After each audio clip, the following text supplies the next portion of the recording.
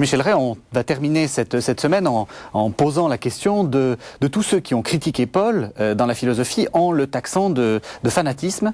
Et ce que j'ai découvert, c'est que c'est pas simplement le 19e siècle, disons un peu rationaliste de Renan. Renan n'a pas fait qu'une vie de Jésus, il a aussi fait quasiment une vie de Paul, mais que ça remonte à bien avant, ça remonte aux Anglais. Oui, ça remonte aux Anglais. Effectivement, ça remonte à l'empirisme, c'est-à-dire à une sorte de philosophie du démontage, je dirais, une philosophie qui montre aussi le rôle des fictions, et des fictions de langage notamment, qui montre la capacité qu'ont ces fictions au fond de produire quelque chose. Et un de ceux qui insiste là-dessus, c'est Locke, justement, qui écrit un petit texte totalement inaperçu. Oui, moi je savais même pas que ça existait. Enfin, peu de gens le connaissent. Un texte tout à fait inaperçu sur l'écriture de Paul, sur plus précisément le fait qu'il dit ceci: si on supprimait les versets dans la lecture de Paul, ça donne quelque chose d'absolument incompréhensible. Le christianisme n'aurait pas tenu. Oui. Autrement dit, donc, il y a, et c'est pas un problème formel, enfin, autrement dit qu'il y aurait, au fond, dans l'écriture de Paul, quelque chose qui, notamment en raison des versets, de cette sorte de côté proverbial, de côté bien frappé, etc., surtout quand il est traduit, je dirais, en latin. Parce qu'en plus, on rajoute de la rhétorique, si on peut dire. De la rhétorique, et on aplanit les choses. Donc, il y a dans cette manière de faire quelque chose qui peut inciter au fanatisme.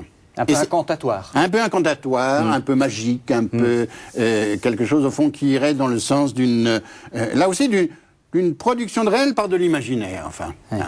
Et je crois que c'est très important de remarquer ça parce que il y a toute une veine empiriste, qui s'attaque justement à ce type de problème, dont Locke est un d'entre eux, mais peut-être le plus important, c'est Bentham aussi.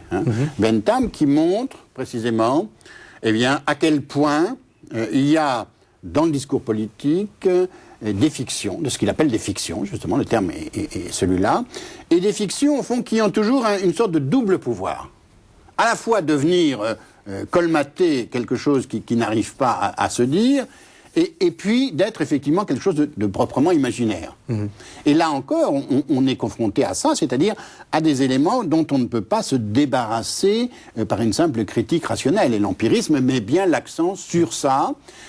Et donc l'empirisme est amené, chez Locke, mais chez d'autres aussi, on trouve des traces chez Hume, à montrer qu'il y a un certain fanatisme qui peut aller de pair avec une forme de langage.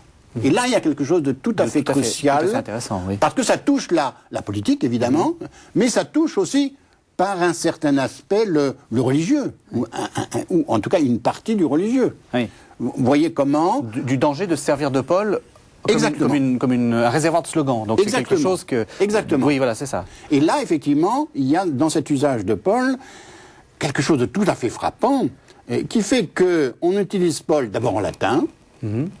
Autrement dit, le latin aplanit totalement les choses, embellit, et fait que le grec très rocailleux de Paul est complètement transformé. Encore plus souvent d'ailleurs en français. Bien. Mais on utilise Paul de cette manière-là, et par conséquent, on désamorce quelque chose, et on désamorce quelque chose, mais dans une optique bien précise, au fond, pour accentuer autre chose. On désamorce le côté rocailleux du texte, le côté... Et finalement, l'intelligence de Paul, enfin la pensée contradictoire de Paul. La pensée contradictoire, on l'aplanit et on en fait quelque chose qui est plus facile à entendre, mais parfois aussi plus violent, ou dont la violence est plus ambivalente en quelque sorte. Et là, je crois qu'il faut être très attentif à ça, parce que tant du côté de certains écrivains que du côté de la philosophie anglaise, disons pour faire très vite, peut-être de Nietzsche d'ailleurs aussi, eh bien, il y a cette écoute, en quelque sorte. Cette écoute, je dirais, du texte même, cette écoute de la langue, presque, pas tout à fait, mais presque indépendamment de ce qu'elle véhicule, en quelque sorte. Merci Jean-Michel Rey de nous avoir accompagnés cette semaine. Je rappelle que vous avez publié aux éditions de l'Olivier Paul ou les ambiguïtés, qui nous montre que justement les philosophes sont très ambigu vis-à-vis de Paul. On voit qu'il y en a qui sont absolument des fanatiques de Paul, si on peut dire, et il y en a qui sont très critiques. Merci infiniment. On se retrouve la semaine prochaine avec vous.